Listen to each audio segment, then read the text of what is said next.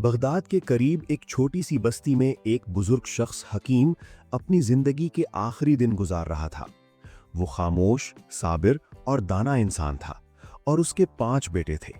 सबसे बड़ा बेटा यूसुफ एक जमींदार था जो पूरा दिन खेतों में मेहनत करता, मगर धीरे धीरे अपने बुजुर्ग बाप की खिदमत से उकता गया।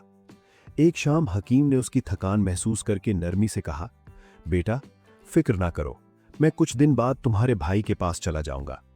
यूसुफ खामोश रहा और बाप चुपचाप घर छोड़कर चला गया। फिर हकीम दूसरे बेटे फारूक के पास गया, जो अमीर ताजिर था मगर दिल से सख्त था। उसकी बीवी बुजुर्ग बाप को नजरअंदाज करती रही। एक दिन फारूक ने कहा, बाबा कारोबार में हाथ बटाएं ताकि आपकी मौजूदगी का फायदा हो। और एक रात बीवी की शिकायत पर कह दिया, बाबा किसी और बेटे के पास चले जाएं। हकीम बिना कुछ कहे वहां से भी चला गया। तीसरे बेटे उस्मान के घर वो पहुंचा, जो मेहनती किसान था मगर दिन भर खेतों और शाम को बीवी बच्चों में मशगूल रहता। बाप की बीमारी और उदासी पर उसकी नजर न गई। हकीम की सेहत बिगड़ती गई और वो यहां से भी रुखसत हो गया। चौथे बेटे अहमद ने पहले मुस्कुराहट से इस्तकबाल किया, मगर जब पता चला कि बाप के पास कोई दौलत नहीं तो रवैया बदल गया और एक दिन सख्ती से कह दिया, बाबा आप यहां नहीं रह सकते। ये अल्फाज हकीम का दिल तोड़ गए।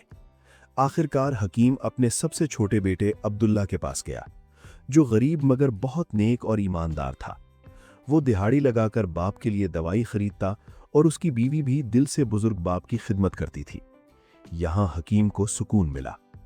आखिरी सांसों में हकीम ने अब्दुल्ला को पास बुलाकर कहा, बेटा मेरे बाद बगदाद जाना, वहां जाबिर नाम का एक शख्स है, उससे मेरा नाम लेना। वो तुम्हें मेरी अमानत देगा जो सिर्फ तुम्हारी है, बाकी भाइयों को कुछ मत देना। और फिर हकीम इस दुनिया से रुखसत हो गया।